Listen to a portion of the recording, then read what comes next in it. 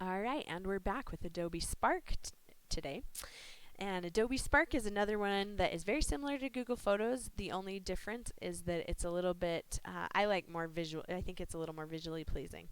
So I'm going to give you an example. It looks very similar just when it's just sitting still, but as you start to scroll, you'll see that it it scrolls smoother, does these little zooms and fades and things like that that just makes it look a little more aesthetically pleasing. I love how it can slide up the side and do this little thing, and to me that's just, it just looks prettier. I just like the way it looks. So I'm going to show you how to create your own, and first you're going to click on this create your own. Then you're going to log in. It took me a minute to log in, so I'm going to skip over that step and I'm going to go straight to my account. So when you get logged in, it's going to take you here, or if you don't have any projects, it'll be empty and just give you some ideas, some gallery ideas. So you're going to click on this add button, and then there's 3 different types of projects that they'll do. They have posts, pages, and videos. What I was just showing you is a page. That's going to be a page you can scroll down. Posts are just like literally like you can make a meme or just an image, like a photo with some wording on it or something like that. And then a video is a video that you can create. So we'll show you how to do that in a different one. But for today, we're just going to select this. I'm going to show you a couple of quick things with creating these. So Thelma Gilbert Chatterton, I'm going to give it a name. And then I'm going to put 1921 to 2005, except for that my number keyboard key wasn't working. Here we go, to 2005. And then once you have added a title, you can come down here and you can add a photo. Now I linked it up, so hopefully it won't take too long. I have all my photos backed up in Google Photos, so I love the thing that I always put that plug in for is that if you store it there, you can find it with most video projects that you can make out there. They're going to have a link to Google Photos, and so that's one of the things I really like about having them backed up there. Okay, so when it pops up, you can go to all photos, which you could do if you hadn't created an album. It's faster because then it's not having to sort through all of your photos if you create an album. So what these are is different albums that I've created, and it's telling me, hey, you can pull from here. I'm going to go to Thelma Gilbert because it's a lot smaller gallery and it won't take as long to load.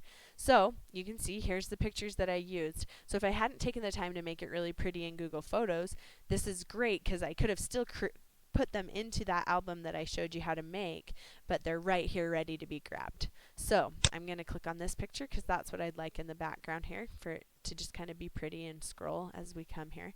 And then you scroll down and it's going to tell you you can add a button, you can add a video, you can add a photo grid, you can add a glide show, which is that really pretty thing that goes on the side, or just a plain photo or just some plain text.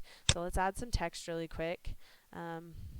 Born in Fairview, Idaho. Now one in September, or I should put on September 23rd, 1921. I'm pretty sure that's the day she was born. I don't have it off the top of my head. Okay, and then you can click down. You can click another ad. We're going to add a photo. You already saw how to add a photo, but we'll add this one because it's cute of her when she's little. Now we can add a window, and that's what I love. You can sit here and just make it just so, what's the word? Oh, you can add a caption. Swinging in her favorite swing. I'm sure that's not true, but maybe it was. And then we're just showing you some examples here. The photo grid. So let's say I want to get this picture and this picture and this picture and maybe even this picture and maybe this picture. And then it's going to automatically kind of create me a grid of those photos that I selected. If I decide I don't want one of them, I can just delete it here and have that as my grid, which I kind of like that. I think that looks nice. If I wanted to replace this one, I can click this replace button and put this one in instead because it's a little cuter. If I want to make that one a larger photo so that it's like center because it's so cute of her in her little dress, whatever I want to do, I can adjust it that way. I can put it back to smaller, and I think that's fine. So good, we're done with that. Now we save that photo grid that we just created and it pops out onto our timeline like that. Now this, I'm trying to remember how to change this. Okay, yeah, because I didn't want, it wasn't showing her face, and I didn't like that. So I changed it to full width, and that made it so that I could see her full picture, and I like that. So then I can come down here and I can add another thing. If I have a video clip, that'd be a great thing to add. I love these glide shows. Those are one of my favorites. So let's go ahead and put on this picture of her that I think is beautiful. And then well, actually, do you know what? Yeah, that'll work. And then we'll go, once we have the glide show added on there, once again, you can replace the photo, or you can come over here and you can click add. And let's add a couple more photos. And then there we go. I think that's, well, maybe one more. Sure, why not, right? Okay, then we'll click save. And then you can see what it does. It takes her, which is why I thought about switching it, because it does make it so that that's the background. So these ones are actually better. I know you can change the focal point though. So let's click on this, and then we can drag this up so that the focal point is her face. And then that way when it slides, it won't be not on her face. So you can see how that would work. And I feel like you can even move this over here so it will slide on that side just like that. And then you can insert text. Thelma, I have a quote from her brother that says Thelma was always known as the beautiful one. Barlow Gilbert. And that would be kind of nice. You could even put a few more quotes from other people, or you could add another photo here of her and her boyfriend. Sure, why not, right? Great. And then you can add something about her loving music here. Thelma loved music from a young age, something like that. And then you can change the focal point once again, which I think is important because you want to make sure that that person is not taken away. And you can edit the photo as well, but I honestly have never really edited, so you can play with it and see. But oh, it's just going to switch out. So you'll want to do any photo editing in either Google Photos or before you upload it at all, which is easy to do. So, all right.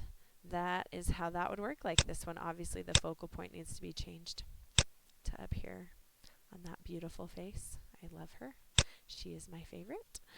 All right. So that's kind of the basics. You can see how that can be popped together really quite quickly. You can look at these themes here, and it will change the font and things like that so that you can have more of a font that's like more fitting to the style of the slideshow. So when you're done, you can click preview, or along the way if you'd like to see how it's going to present when you share it with your family members. And you come and you can see that's really pretty font, kind of comes across. Here we go, slide, slide, slide. You can add those videos, which I like, too, even though I didn't add one because it would take too long. So that was really pretty quick, and that's beautiful. So I love Adobe Spark for that reason. I think it's a really pretty presentation, especially if you're trying to create something you could share with all your family for a family reunion or something. So last thing, you click that share button and it's going to pull you here. You can pick a category of what you're going to put it under. I always call it stories for family history stuff. You can put photo credits if you have them. You can choose all these things. You can go through them and kind of see if you want them or not. But I like to share mine, so I create the public link and then I can share it with all my friends and family by just copying it here, sharing it on Facebook, sharing it on Twitter, sharing it by email, or embedding it on my blog or a website. So that is the ins and outs of using Adobe Spark Pages to make a beautiful modern day presentation of your family history. Thanks for listening, and we'll see you soon, or talk to you soon.